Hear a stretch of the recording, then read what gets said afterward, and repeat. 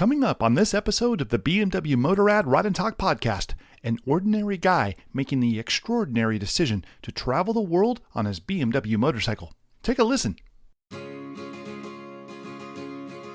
Over the years, I've had the privilege of riding BMW motorcycles all over the world. And the one thing I've come away with is that the only thing more extraordinary than the ride are the people you meet along the way. These are their stories. My name is Sean Thomas, and this is BMW Motorrad's Ride and Talk.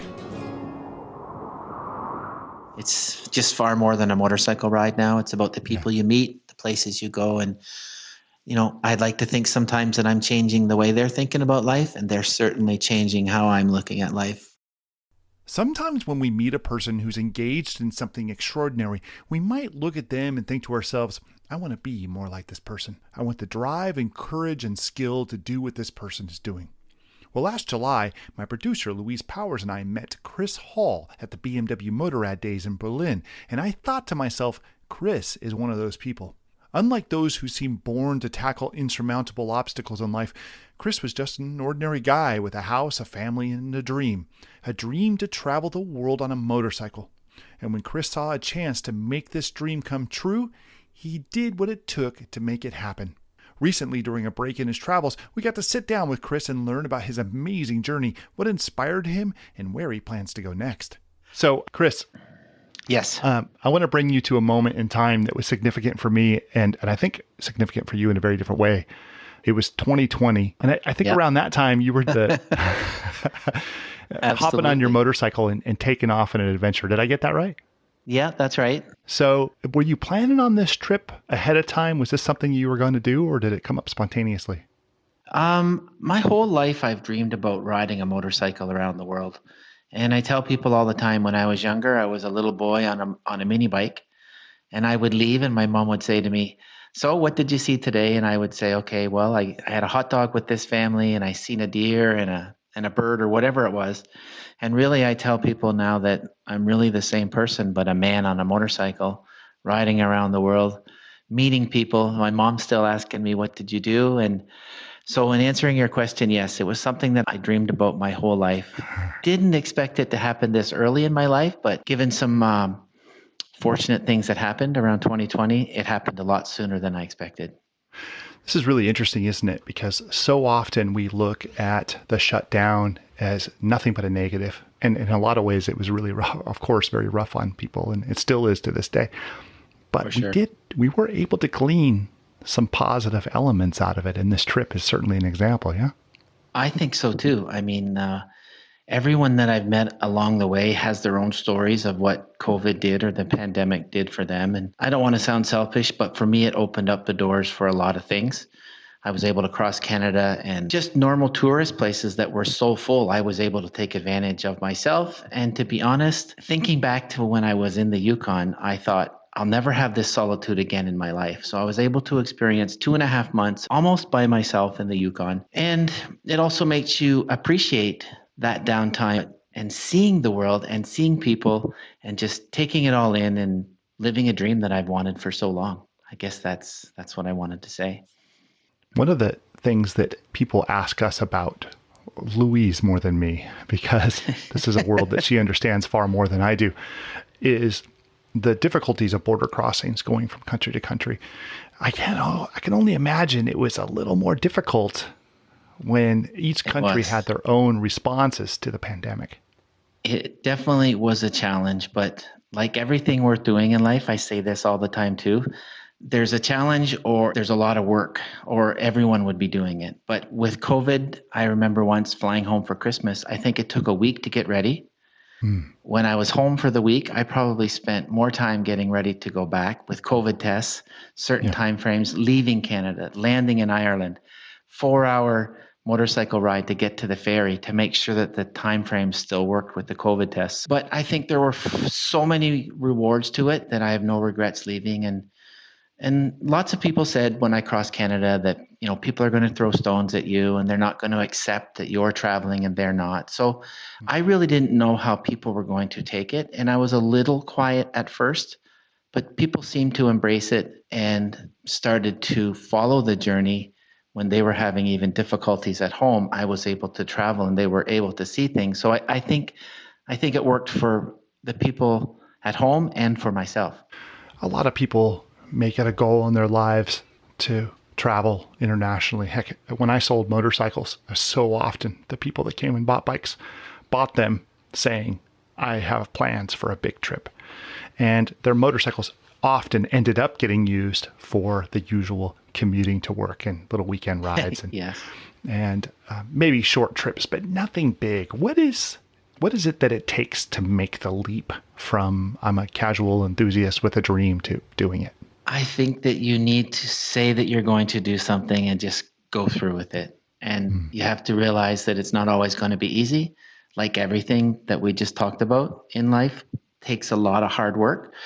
But I've always been one to, once I said I was going to do something. So right from the beginning, I remember that night, and I've talked about this a lot. I talked about it in the video. I had a bath and the water filled my ears, much like when it goes quiet in your helmet. I often say when my helmet goes on and it goes quiet, I feel this incredible sense of freedom. But anyways, I had a bath that night. The water filled my ears and it went quiet. And I just made a decision. I'm going to do this, whether it's right or wrong. People say I'm crazy. People say I shouldn't be doing it, but I just decided I'm going to do it. And whatever happens from that moment on, I've made my decision. I played my play. And from that moment forward, my house sold the next day. My car sold the following week. Wow. And I was on my way. Even when I was leaving in the wintertime, people said, you can't do this. And I think that fuels me even more to do what I want to do in life. And it's not so crazy. People think it is, but it's not the life for everyone, but it's the life that I've chose for me. And when I feel very passionate about something and I believe in it, I will give it everything I have. And that's how I feel I'm treating this journey and all the experiences with it. When I was younger, I used to work on a sailboat, and we used to have a sailing path we would take that was about 25 miles of 40 kilometers shore to shore. And we had to go in the middle of the bay in Monterey Bay in California. And there was a day in particular where we went out and it was really foggy. And very quickly when we got onto the bay, I lost sight of the shore. And it was gone for hours. I couldn't see it. And that was really scary. And as you're describing, selling your house in a day and saying, I'm going to do it. Like, I appreciate that tenacity. But there had to be a moment somewhere along the lines where you said, oh, what have I done? There hasn't been many. And, people joke that I'm lucky. I believe that you make your own luck. But the very first night I left, it was freezing cold, foggy, rainy, just like you said. I think the weather affects us so much.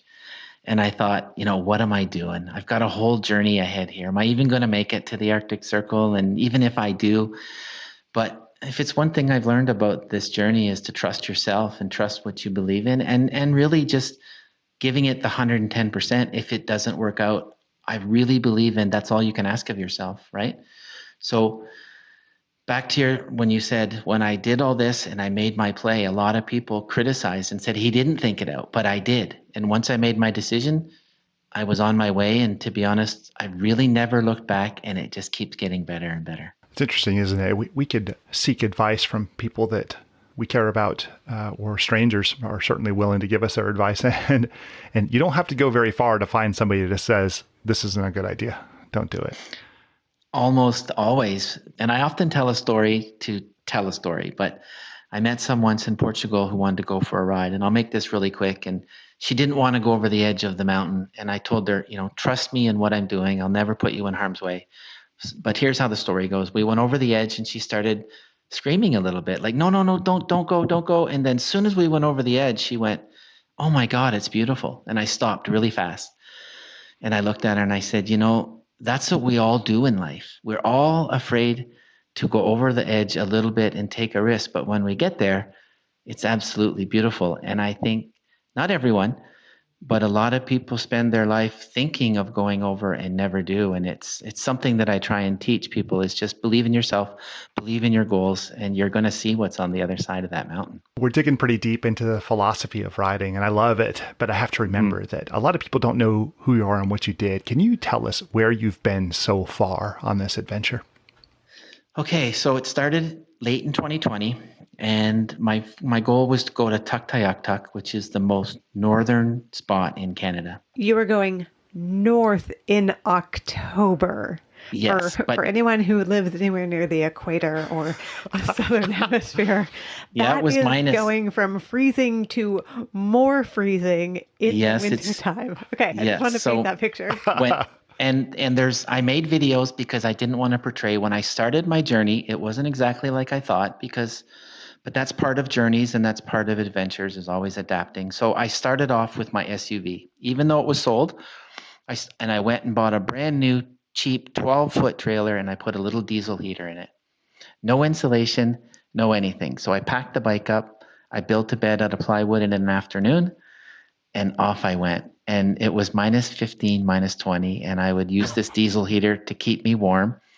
And that got me all the way across Canada to the Yukon, where I stopped, got out of the trailer, and left it behind, obviously. But I made it all the way to Tuktoyaktuk. That was my main goal. And there was so much adversity. There was 2 weeks of isolation in Whitehorse, 8 days in Inuvik, $300 a night. I had to get 3 COVID tests. Okay. And it took 3 weeks of paperwork. So I literally was in the Yukon for 2.5 months waiting to see if I would get to Tuktoyaktuk. And I had heard the rumors that it was closed in the United States to go more south, but I swam in the Arctic Ocean, the Beaufort Sea, and my plan was to drive to the Antarctic Ocean in 2 years, but COVID stopped me. So basically I got on the phone and I found a boat that would take me to England. And of course it's October and it's not the nicest weather to be going to England, but I did England, Ireland, Scotland, Wales. And then I boated to Spain and Portugal. And then from Spain, I went back up through Portugal to France, Switzerland, Germany, Denmark. I ferried for 3 days to Iceland. I spent the month of June in Iceland. Let me see, back across, back into Sweden, back into Denmark, flew home for a break, came back up to Sweden, Finland, down through Estonia, Latvia, Lithuania. And that's where I thought it got really interesting, back into Poland, Hungary, Czech Republic, Slovakia, Romania, Bulgaria, into Turkey. Wow. Turkey to Greece, Greece to Albania, Bosnia, Montenegro, to Croatia, where the bike's sitting now. So in front of me, there's a piece of paper, and I'm taking a ferry from Croatia to Italy. Wow. And then from Italy to Morocco, and I'll be in Morocco, Africa. That's amazing. Yeah. I was thinking, as he was describing riding in that amazing cold, I'm thinking, a lot of our listeners listen to this podcast and are listening right now from their cars as they commute.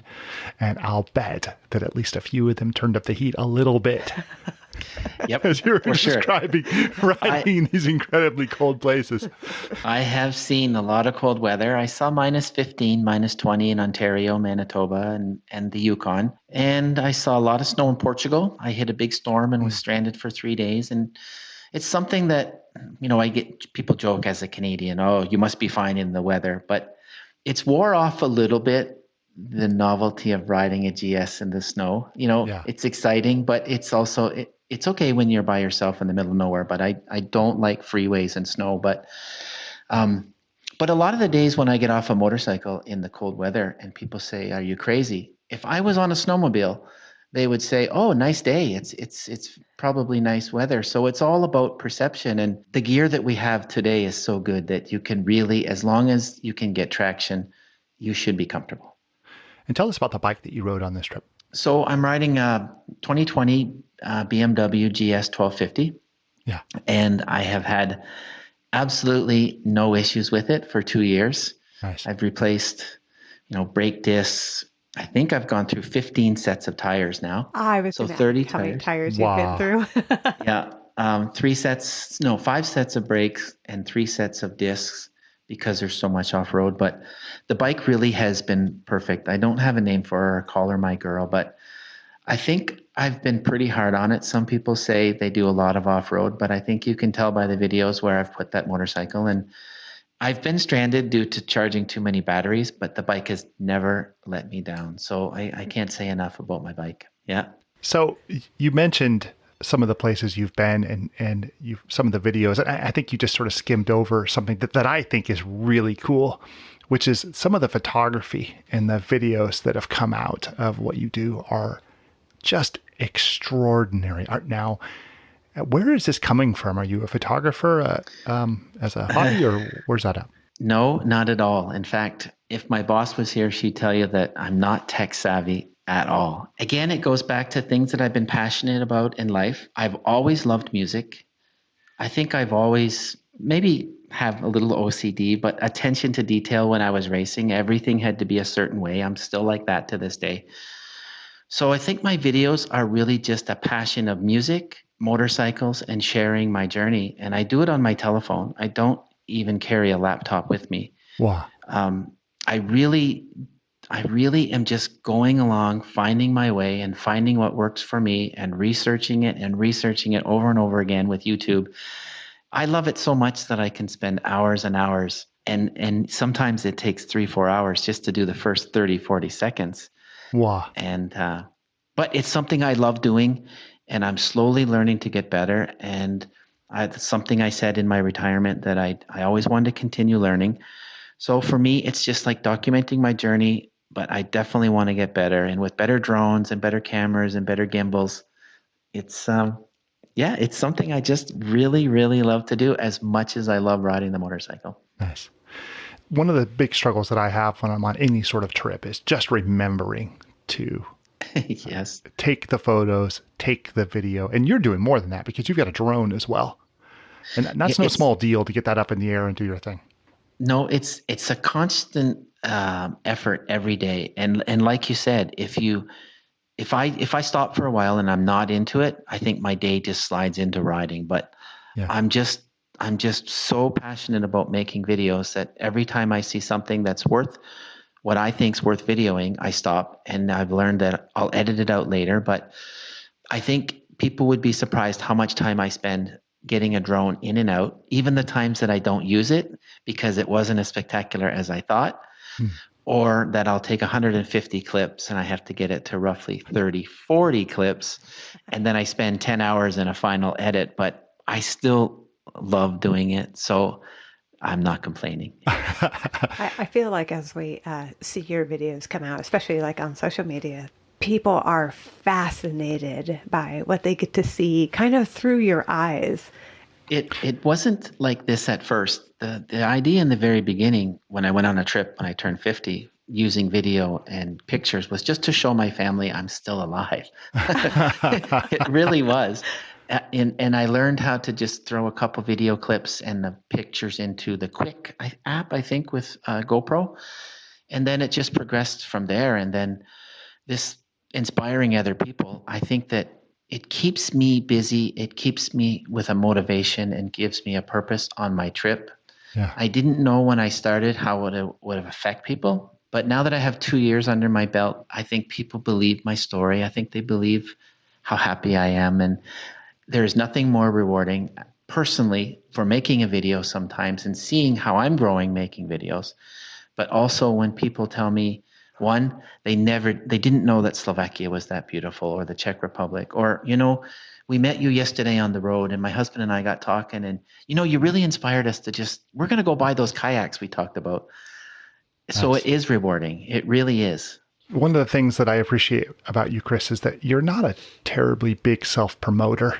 And, you went out and you did your thing and you have footage for people to enjoy if they're interested. But, I don't find you pushing any agenda on anybody or any sponsorships on anybody and that sort of thing. You're just out doing your thing to do it. And I find that there are a lot more people that travel the world like that than I thought there were, because so many people that I hear about are people that are self-promote pretty aggressively, and that's not a bad thing. But I also find that people in your situation don't always make these memories for people to see. They do it for themselves, and we never even know about them. And I find it must be an interesting balance for you to straddle those two.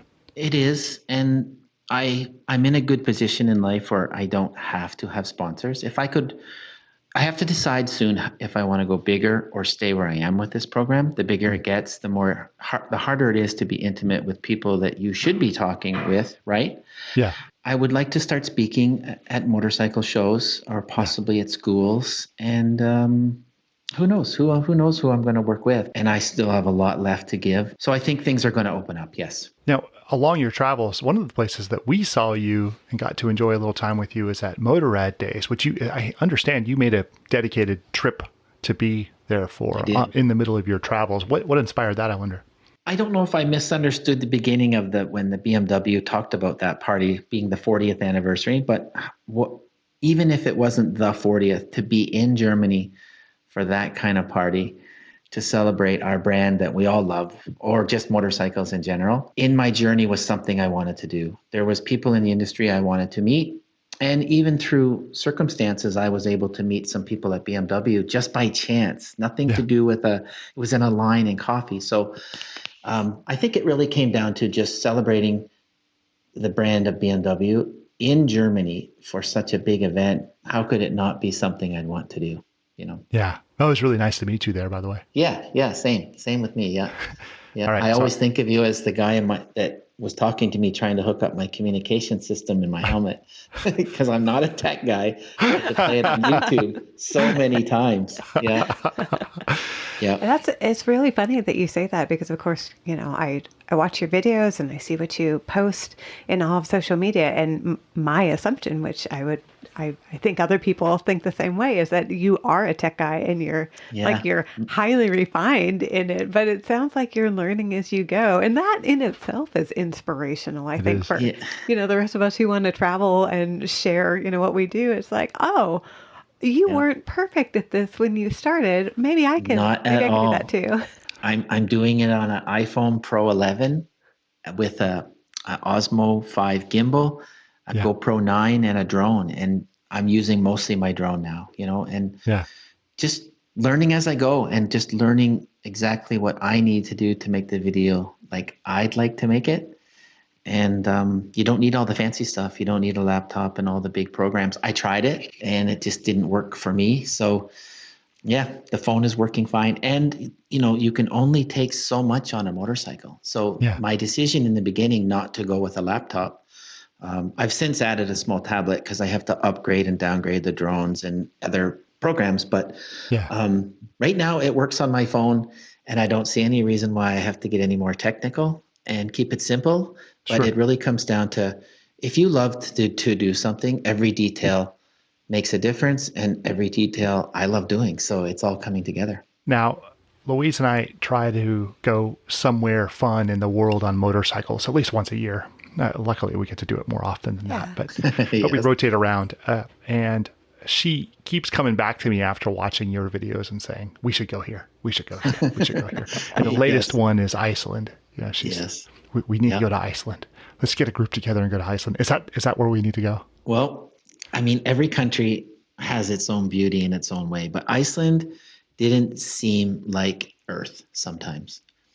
There was enough challenge to keep me on my toes at all times where I went. I spent very little time on the ring road, number one. But with the challenges of Iceland, I will say, with the wind, the rains, and it was the coldest June in 30 years. It was definitely a challenge. But when I see the videos, I will tell you they're the ones that affect me the most. I get this feeling like I did conquer something by myself for 4 weeks. And there's this bird there that vibrates its tail, and you hear it 24/7 around the clock. And when I hear that bird in the video, it brings me right back to the challenges of being alone in Iceland, not many people there. And some of the roads that I chose, I knew that one mistake, I'd be walking a long time. So to me, adding to the challenge, also there's a reward of just going places with your motorcycle that most people don't see. And on an adventure bike, the places that you can go. There's a theory that I dance with in motorcycling, and it's oftentimes I go to events and they tell you need to leave your ego behind when you do this. That your ego has no place here. And I always think, that's a kind of a mistake, I think, because you need enough ego to get yourself to do it in the first place. And you need enough to push yourself, but then you need more still in order to turn back from something that is maybe too far over your head, because it stings. If you want to go to a place or take on an obstacle that you realize is too much for you, and you have to be have a strong character, a strong ego, if you will, in order to turn back in that moment. What say you? You have to be confident enough in yourself to do some of these passes that I've done, like the one in Spain or the last one in the Transalpina in Yeah. Romania. You're alone for hours. That day was icy and the puddles were frozen. So when you broke through the puddles, you knew that wasn't going to hold you. But when you fell down, the sheet of ice would hit the bottom and you would spin. And one decision is wrong, or you take the wrong road and get stuck, and you're like in really big trouble. But I think it adds to the challenge of the trip. Yeah. And also adds an element that when you're alone, it's as much part of the trip as everything is the mental part of thinking where I can and can't go. And just even pushing it sometimes to a spot to get a picture on the side of a hill. I've been in a spot where I'm like, okay, I think I went too far down the hill here. I'm spinning a bit and your heart drops, but it also is a huge reward to put your bike in places that many just won't see. And I can compare that to just coming back from Turkey to Croatia on freeways.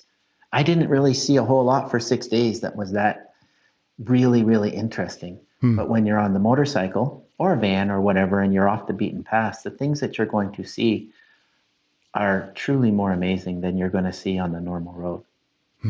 You make it a point to get home from time to time, and you do have family waiting for you, yeah? I do. I have 2 kids.